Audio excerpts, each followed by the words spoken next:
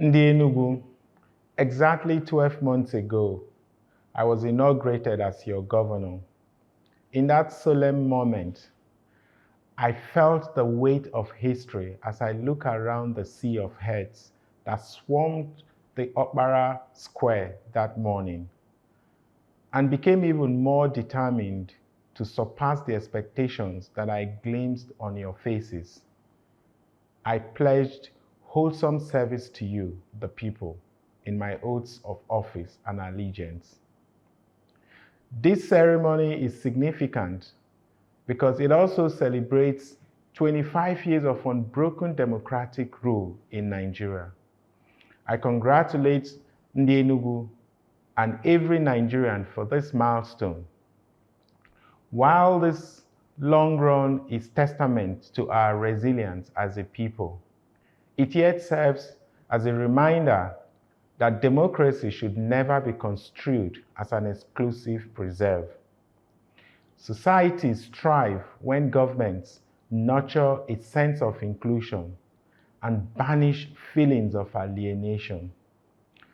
Let's think about it. What really is democracy without the people? Without the people, democracy loses its defining ethos. You will thus recall that the first action I took barely 1 hour after I was sworn in as governor was the signing of 3 executive orders. The first such order was in regard to the Citizens' Charter, which essentially outlined our commitment to the provision of jobs, as well as quality amenities and services that substantially improve citizens' living conditions, transparent and inclusive governance, and the convening of consultative town hall meetings to present government's plans and receive citizens' feedback. That action was beyond symbolisms and in no way driven by any quest for validation.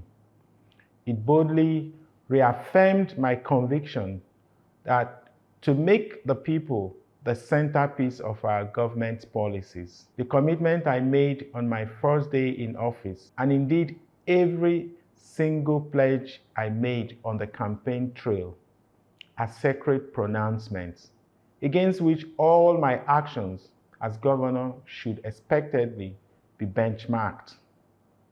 From the outset, there was absolute clarity about our vision for Enugu State, which could be summed up thus: to make Enugu one of the top 3 states in Nigeria in terms of gross domestic product, and achieve a 0% rate in the Poverty Headcount Index. This also includes our resolute goal to grow Enugu State's GDP from $4.4 billion to at least $30 billion in the next 4 to 8 years. Security. We realized as well that nothing poses as much threats to the spirit of enterprise and indeed drains life out of a city as does criminality or any hint of it. That explained why freeing the state from the stranglehold of an illegal sit-at-home order was among the earliest actions I took as governor. Crime may be an ever-present fixture in the society. Nonetheless, we have a zero tolerance for crime in Enugu State, and we continue to demonstrate this through our consistent fight against crime, strengthening the capacity of the Distress Response Squad, and providing logistical support to the various security arms in Enugu State. We have seen a significant drop in crime in our communities. Despite that, we stayed proactive and vigilant. This is evident in our Security Command Center, a technology-enabled platform offering a real-time, round-the-clock surveillance of our major streets and neighborhoods via CCTV cameras placed at strategic locations. Our establishing of the Security Trust Fund yet underscores our determination to keep the entire state safe and enthrone a sustainable platform to pool resources to fund our security needs. This trust fund, which has been signed into law and also constituted, has helped in fostering citizens' engagement and a sense of civic responsibility. In the past 12 months, and across all the sectors, our fidelity to the Citizens' Charter and courage to bring that vision to fruition has remained unbroken.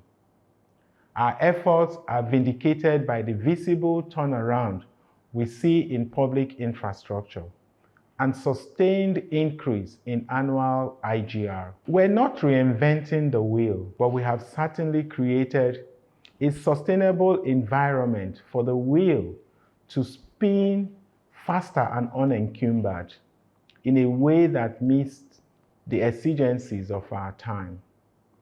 Indeed, the exigencies of our time demand that we attain the socio-economic minimum, where the provision of basic amenities is taken for granted by citizens. That's because there can never be any plausible excuse for ineffectual leadership. People generally don't expect to hear why a problem cannot be solved by their government.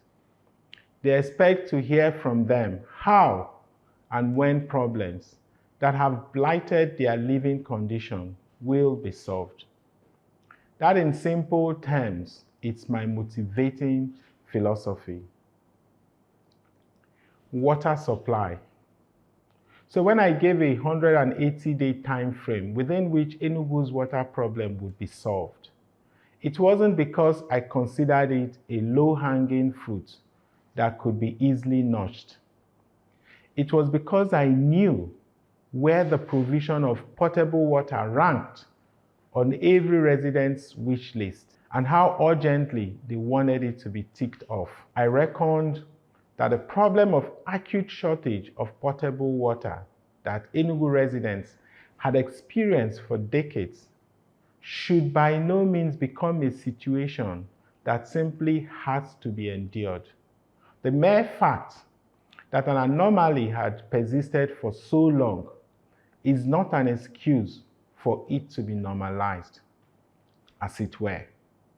That is why daily sights of children standing in long queues with buckets and cans to buy water from tankers was one of my most depressing encounters during the campaign for last year's general elections. Today, we have transitioned from that utterly unacceptable narrative to a situation where potable water is accessed simply by turning on taps in homes and in public galleries.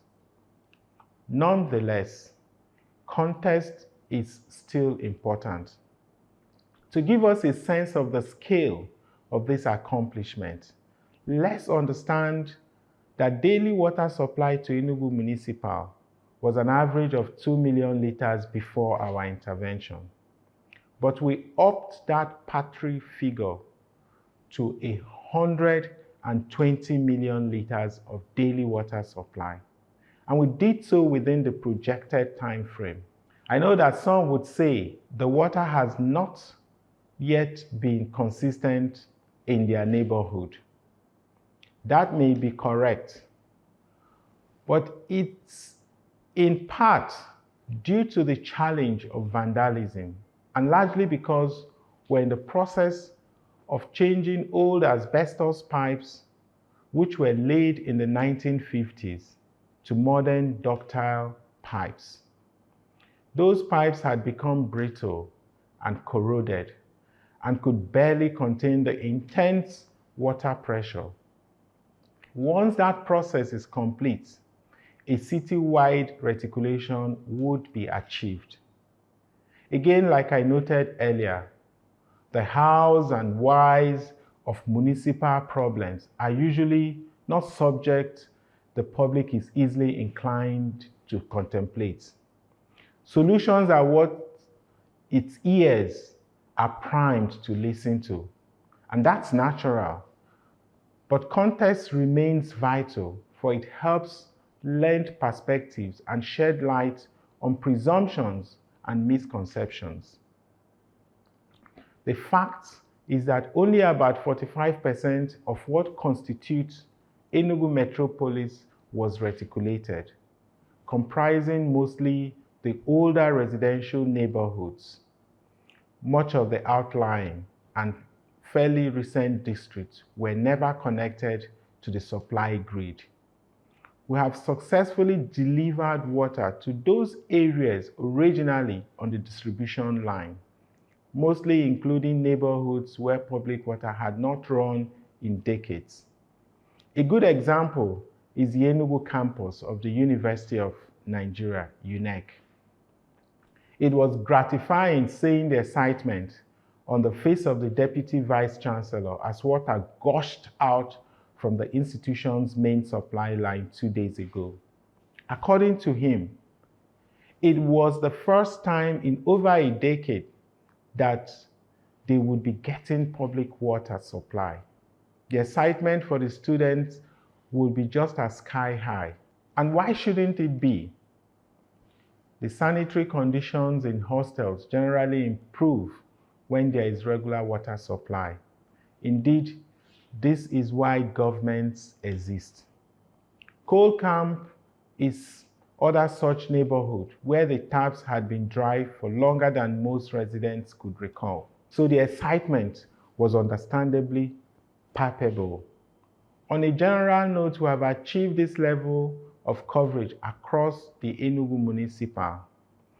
GRA 1 and 2, 80%. Ababa, 55%. Ogui, 80%. Independence Layout, including parts of Nza Street, 60%. Owani, 85%. Transekulu, 30%. New Haven, 85%. Ido River, 55%. Emene, 60%. The public water supply experience in most of these neighborhoods and their surrounding areas was at best unreliable and at worst non-existent. And it had been that way for years. Once the issues of replacement of pipes and water line obstructions were seen in several locations arising from fiscal planning infractions are resolved, a total coverage of reticulation around the areas would be achieved. At the moment, it seems more or less like getting to the last man. Happily, our governance philosophy abhors anyone being left behind in the development march. When the availability of basic amenities is taken for granted, municipal challenges of old tend to be recounted merely as tales from a distant age. As a matter of fact, people often quickly forget how bad things had been not long after vast improvement in living conditions. Roads. We're, for instance, increasingly seeing roads that were for many years bywords for neglect and municipal dysfunction wearing new looks. I'm sure nearly everyone in Enugu wouldn't have to think hard to cite few such neighborhoods. They abound, from the once potholed and dusty roads of Ududukoko and its environs in Gariki, the gullies that for years left Transekulu a shell of its once glorious past, to the literally impassable Premier Layout and College Road in Ababa, which was nightmare stretch for motorists and residents. There can never be any excuse for such roads in their previous conditions. So I wouldn't begrudge anyone who has forgotten what their condition had been like. The primary responsibility of government, after all, is the security and welfare of the people. I can say confidently that there is hardly anyone who hasn't encountered some major road construction around their locality. It hardly matters where you live. Our rehabilitation and reconstruction of 71 roads in Enugu urban areas has ensured that virtually every neighborhood in the city is experiencing an impressive road infrastructure makeover. Our rural communities are not left out.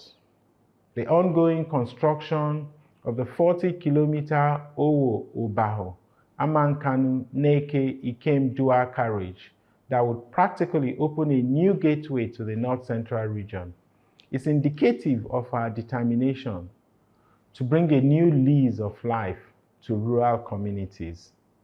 Indeed, with our recent acquisition of an asphalt production plant, which has a capacity to produce over 1,000 ton eco-friendly asphalt daily, we're looking set to fix more roads even beyond our projection.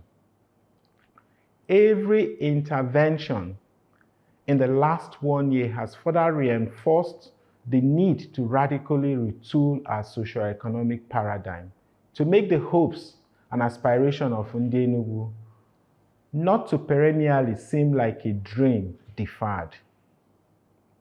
Education.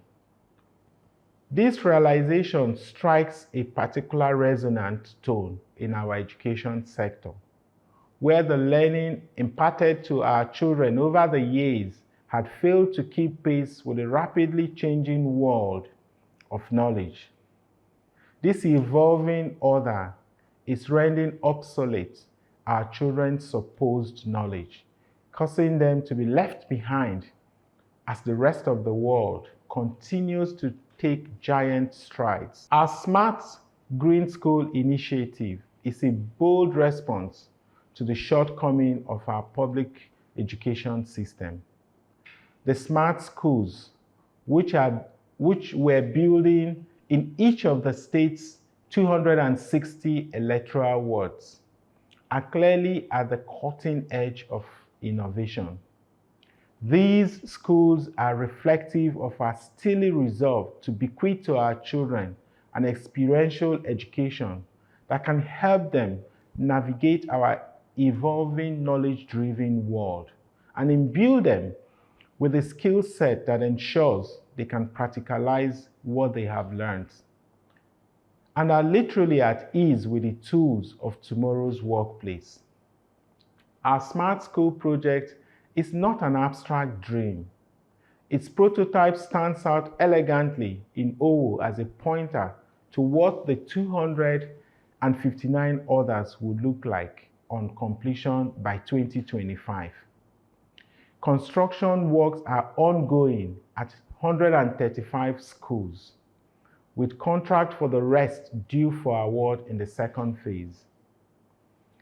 Each smart school features an interactive digital smart board, an internet system, robotics, and artificial intelligence center, modern ICT center, 2 science laboratories, hybrid multimedia library, creative production studio, 25 inclusive classrooms, and 700 Android tablets.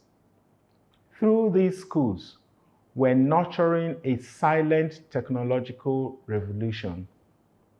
So our disruptive innovation mantra is by no means a catchphrase merely intended to captivate. It is rooted in the conviction that innovation is the handmaiden of development. The famous saying, credited to Saudi Arabia's former oil minister, Ahmed Zaki Yamani, that the stone age didn't end for lack of stone, easily comes to mind here. The wealth of a nation may be measured in terms of material resources, oil reserves, and the like.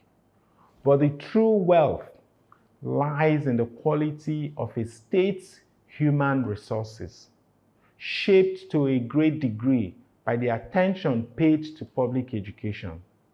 For no nation can truly rise above its education standards. Against this backdrop, Imagine a situation where 50% of children are unable to read despite having spent 4 years in primary school. Imagine also a scenario where 50% lacked simple numeracy skill like subtraction and addition after 5 years of primary school education. These were the shocking revelation of a baseline study we conducted in the early days of my administration. Nothing underlines our strong commitment to improve the quality of education in our dear state, like the sum allocated to the sector in our budget. My administration's 158 billion naira education budget is both the highest per capita in the country and in regard to the percentage of total budget sum at 33%. It is also higher than UNESCO's recommended benchmark of 15 to 20% of total annual budget. I dare say it's perhaps the highest in the world. The significance will be more profound if we pause for a moment to break down this figure. It implies that for every 100 naira spent, 33 naira goes to the education budget. Think about it. We continue to demonstrate that there is no room for half measures where education is concerned. Health. Our investment in the health sector is no less remarkable. We're also building new Type 2 healthcare facilities across the 260 electoral wards in the state. For us, though, it's not just about the physical structures. We're just as enthused by those features that truly make hospitals worth their name. This reflects in the 30 PHCs currently being built. Each center is equipped and boasts the requisite manpower comprising doctors, nurses, and other relevant health workers. To curb the notorious practice of workers absent in hospitals, there are living quarters with constant and alternative power supply for doctors and nurses. We have also paid due attention to the welfare of our healthcare workers and have ensured that every obligation in relation to allowances as well as agreements are fulfilled. This includes employment of medical practitioners as may be necessary to bring our doctor-to-patient ratio to acceptable standards. This would be impacted no less by the presence of the Enugu State University of Medical and Applied Sciences, which received further boost when I signed the bill upgrading the institution to a teaching hospital. Another area of success has been in digitizing of patients' records at our various healthcare facilities, which has created a seamless access to patient health history at state-owned facilities. Development experts often say that the test of a policy is always evident in its outcome and impact on general well-being. This is especially true with our inputs in the health sector, where there has been vast reduction in infant and maternal mortality rates, reviving moribund assets, recovering state assets. Indeed, we're paving our roads, including in areas that had never experienced a coat of asphalt, and our schools are experiencing unprecedented makeover. These feats are proof of how much change we can bring to bear if we muster the will to refuse to be content with measures that barely shift the needle of progress. But there are always new grounds to break. A few weeks ago, we signed a contract for the revamp of the iconic presidential hotel, and works have actually begun in that regard. I also performed the groundbreaking for the 345-room International Conference Center Hotel, Enugu, a few days ago, which would be the first 5-star hotel category in the Southeast. The absence of a truly 5-star hotel has long deprived Enugu State the opportunity of tapping into the immense benefit inherent in the expansive service industry, such as conferences, meetings, and events.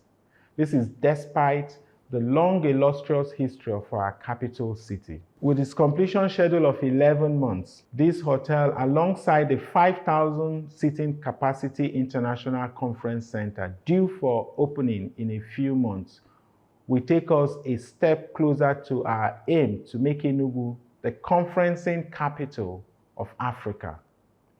Both facilities represent key enablers of our target of 3 million annual tourist visits to Enugu.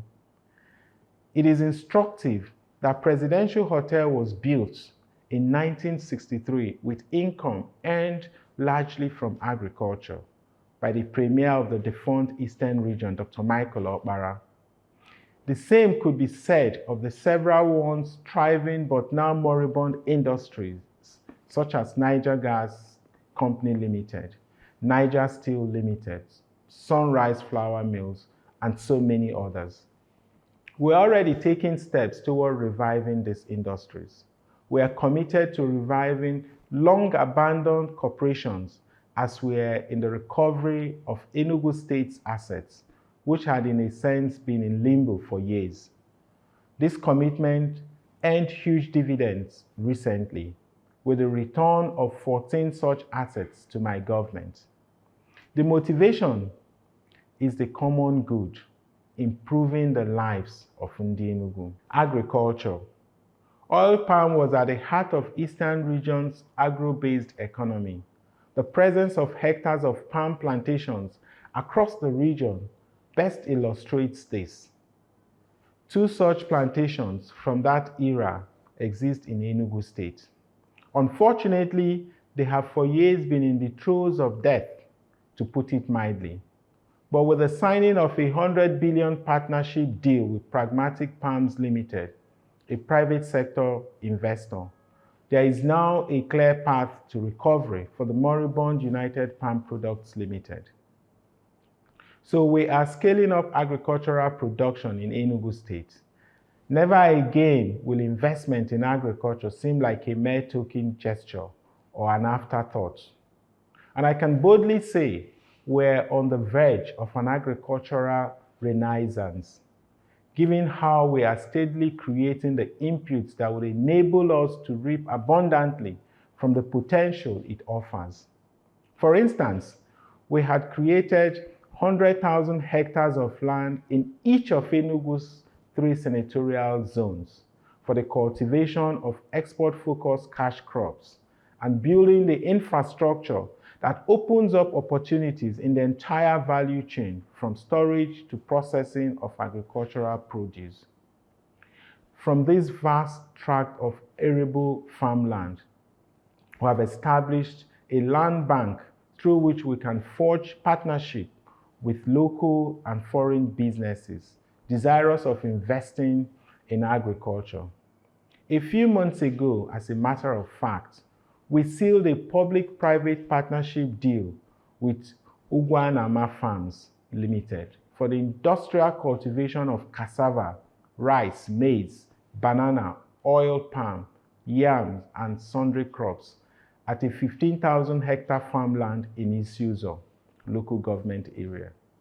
Our investment in agriculture reflects a strong emphasis on value addition and agro-processing, hence the attention we have devoted to growing the cassava to ethanol value chain. Also, a few weeks ago, we received a delegation from the African Development Bank and the federal government through its ministries of finance as well as agriculture and food security. The visit was a preparatory step towards formalizing an investment partnership for our special agro-industrial processing zone, which, besides boosting the state's earnings when operational, would create massive job opportunities. The bottom line is that Our income has to keep pace with the scale of our ambition. Of course, it goes without saying that to achieve the growth we crave, it is imperative we grow our state's economy to a never-before experienced level. Our push towards that goal is rooted in our firm recognition of the power of private investment as a key driver of enduring economic growth and prosperity. We have thus implemented robust measures and reforms to de-risk the operating environment for private investment and to promote the ease of doing business. As someone with an economic outlook extensively honed in the private sector, I fully understand the importance of creating a governance framework that enables business to flourish. This is the import of the Enugu State is open for business reframe, electricity reforms. In signing the Enugu State Electricity Bill into law and establishing the Enugu Electricity Regulatory Commission, we took concrete steps towards becoming a major player in the power sector. This is critical to our planned industrial expansion and our projection to attain regular power supply in no distant time, working with the private sector. Indeed, the ceding of the regulatory oversight of the local electricity markets to the Enugu State government is a strong validation for our quest to develop a commercially viable electricity market that is both reliable and sustainable. It is especially so given that Enugu State was the first subnational conferred with such rights. This development is a precursor to the ultimate goal of attracting investors desirous of setting up power generation plants in Enugu State, a move that would guarantee stable power supply and launch our bid to become an industrial base. The judiciary. Reforms in the judiciary have yielded many benefits. Much progress has been achieved towards an end-to-end digitalization and automation of our court processes. So it's only a matter of time before cases are filed virtually. The deliverables of the ongoing projects include establishment and equipping of virtual hearing centers for the State High Court, the Correctional Center, and the Enugu State Multi-Door Courthouse, e-filing for lawyers, automation and digitalization of Enugu State laws, amongst others. Sufficient progress has also been made towards attaining verbatim reporting for the courts. This would eliminate the strain of longhand recording on judges, shave off the time lost doing so manually, and ultimately improve productivity. Voicing a commitment to create an enabling environment for businesses tend to come easily. The difficulty usually lies in bridging the void between commitment and action. Not so for us. We have in our first year created specialized courts to optimize justice delivery. This is crucial because access to justice, ease of enforcing contracts, and obtaining commitments and documents are critical business enablers and useful indicators for gauging the ease of doing business in any given state. But our justice reforms are by no means tailored only towards creating an improved operating environment for businesses.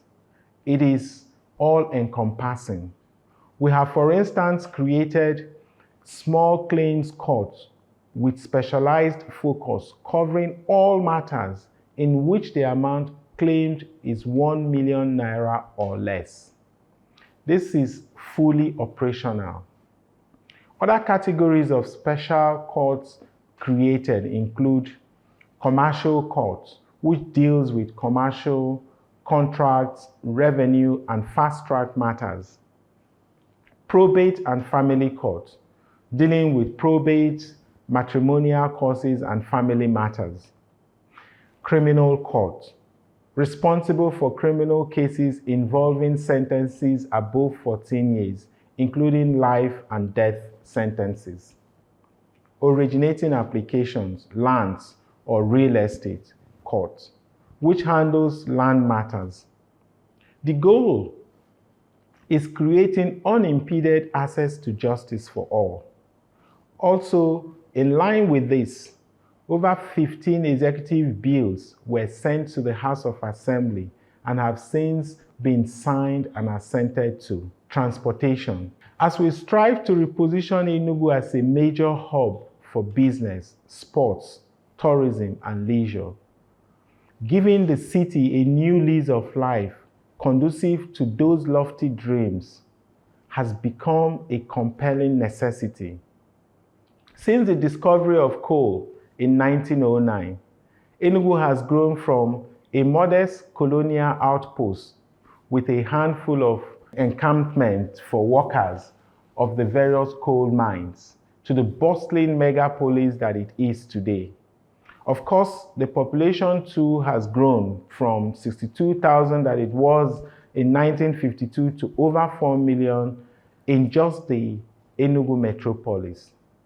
So Enugu metropolis now grapples with overcrowding and the resulting strain on basic amenities and infrastructure. Roads that once sufficed for the prevailing traffic at the time they were built have literally become too small for the sheer volume of traffic, which could be seen in the perennial gridlock experienced across the city. Across the world, cities' livability drops if they lack a functional transport system with organized bus terminals that confer dignity on users and enhance seamless commuting, both at intra and interstate levels. Through the central terminal we're set to construct in Ogbete, Holy Ghost, Gariki, Ababa, and Nsukka, we're creating a modern transportation interchange that literally opens up our beloved city and eliminates the enormous man-hour that is lost to traffic on a daily basis. To create a comfortable commute for the public and ensure sanity on our roads, we're procuring 150 CNG buses, of which 50 had already been procured, and this will be deployed across various routes. We're also bringing in over 2,000 taxis in conjunction with a private desirous of setting up an assembly plant in Enugu. Waste management. Few things blight cities like heaps of refuse. Across the world, as a matter of fact, waste management is a potent marker of municipal efficiency and government responsiveness. For us, rising population cannot be an excuse for overflowing waste bins anywhere in the state, let alone in the heart of the capital. We have since marched towards with action. It was simply a question of doing things differently or having the will to fix an evidently broken system that had failed for years to solve a problem for which it was primarily set up. So we have carried out an extensive reorganization of Enugu's waste management system that has paved for the participation of private companies, which have brought in several waste compactors trucks in place of open truck. This has vastly improved efficiency and resulted in a cleaner environment. But we intend to take our waste management a notch higher, using the tool of technology to explore the possibility in waste to wealth or waste to energy. Our actions on climate change, just like our pledge to ensure a proper waste disposal in Enugu State. Our commitment to enthroning effective remedial actions on climate change is not mere lip service. We're actually aware of the catastrophic impact of climate change on economic growth and livelihoods, and recognize the urgent need for a robust climate policy that will pave the way for clean energy transition, spark green innovation, enhance climate resilience, and drive sustainable economic growth for the state, ensuring a brighter, greener future for all.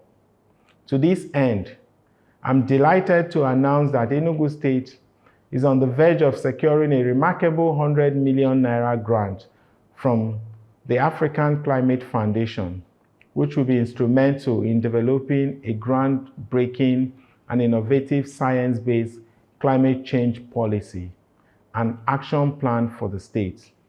This pioneering initiative will be the first of its kind across the 36 states of the Federation, positioning Enugu as a trailblazer in climate action and sustainable development.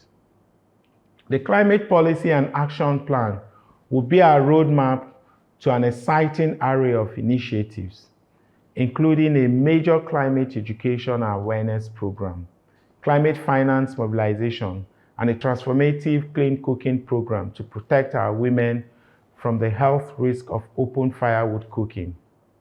Moreover, a grand tree planting exercise will rejuvenate our degrading ecosystems, sequester carbon, and beautify Enugu State, setting the stage for a vibrant and sustainable future. It is ironic that we often recall the good old days with nostalgia and indeed gush over the mind-blowing aesthetics of Western cities, but yet do little to aid orderly urban planning and imbibe the high sense of civic duty that prevail in the good old days or that exist in Western cities. The beauty and orderliness we see in Western capitals and cities were not wished into existence. Behind those qualities lie diligent planning, respect for laws, and sacrifice.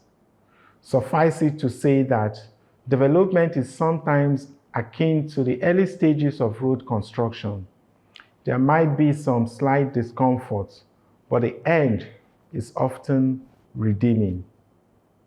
The Central Terminal and the Enugu New City might both seem like a long, painful walk for some, but they will ultimately result in painless, graceful strides, crucial to Enugu's rise to take its rightful pride of place among the world's best cities. The Enugu New City was envisioned to be the premier investment destination in Nigeria, sitting on a corridor that connects the southeast, south-south, and north-central regions, plus the fact that it is a mere 15 minutes drive from the Akanu Ibiam International Airport. The Enugu New City signals the birth of a new world of opportunities. This vibrant, integrated metropolis, driven by manufacturing, commerce, and tourism, would boast facilities comparable to the standards in global renowned cities, from theme park to industrial park. During the campaign, I lamented the fact that Enugu had all but lost its enviable reputation as a preferred location for Nollywood movie productions. I had, of course, expressed a desire to change that narrative. Aside from securing a multi-million-dollar deal to construct an entertainment and sports park in Enugu, we have made substantial investment in rehabilitating the Nnamdi Azikiwe Stadium, numerous tourist sites, and in organizing major events where young up-and-coming artists happily showcased their talents. We have invested much in our darling Rangers International Football Club, improving their welfare and bringing in the right management team. Of course, this reflects in the fact the club is currently top of the NPFL table. Human capital development and workers' welfare. We are also implementing an e-governance technology and digitalization in Enugu State with significant positive impacts on both the people and the economy. The key benefits include increased accessibility and convenience. It would also improve service delivery, transparency, and enhanced communication and feedback from the public. This would be launched in 3 weeks' time. We have in addition paid considerable attention to the twin issues of pensions and gratuities. Our senior citizens deserve their due reward when they retire. Having devoted a great percentage of their lives in service to the state, doing so, however, requires some verification exercise to digitalize the process and make the payments seamless going forward. We have in fact cleared the verified backlog. Few years from now, we can all look back with pride on the role we played. It wouldn't be because we want to be heralded as change makers. We would look back and say, we did what we did because it was the right thing to do.